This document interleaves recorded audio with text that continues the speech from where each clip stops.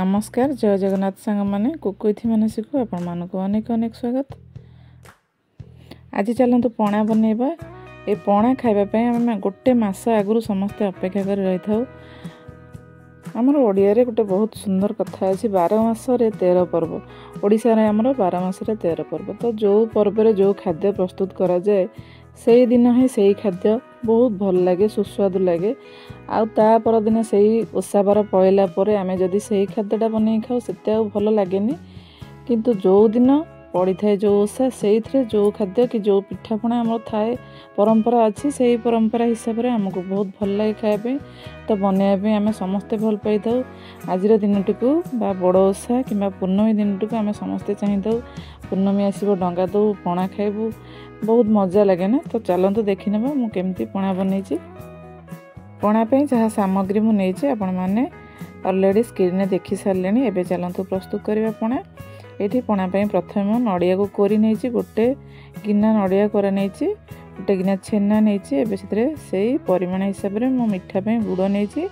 आपण मैंने जदि गुड़ पसंद करते ताहले गुड़ जगह चीनी नहीं पारती किंतु गुड़े बहुत टेस्टी लगे पणा बहुत बास्ना आसो भल।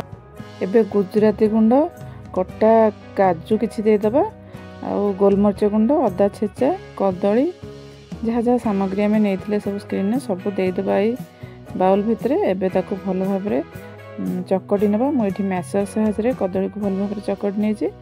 आपण मैंने जदि हाथ में चकटा चाहते हैं तो चकटी पारती किंतु मैसर रे कले बहुत बढ़िया से भल भाव चकटी हो जाए। सब भल भाव मिसी जाए।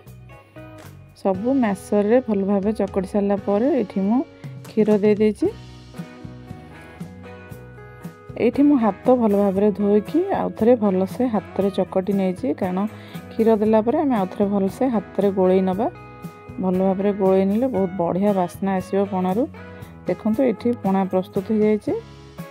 भिडियोटी को आपण मैंने प्रथम रू शेष पर्यंत संपूर्ण देखो। देखी सारापर आपण मानक जदि पसंद आसता है गोटे लाइक करूँ।